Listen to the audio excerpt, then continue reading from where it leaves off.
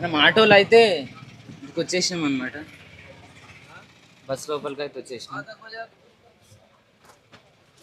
మన టూరిస్ట్ బస్సులో అయితే వచ్చినాం. ఫస్ట్ ఒక 8-9 ప్లేసెస్ అయితే కవర్ చేస్తారంట వాళ్ళైతే.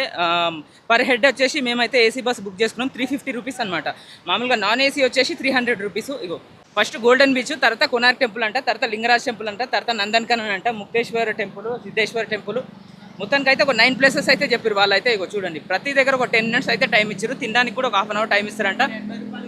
అన్నీ ఇక చూద్దాం. ఇక ఫస్ట్ ప్లేస్ అయితే ఇదే అనమాట.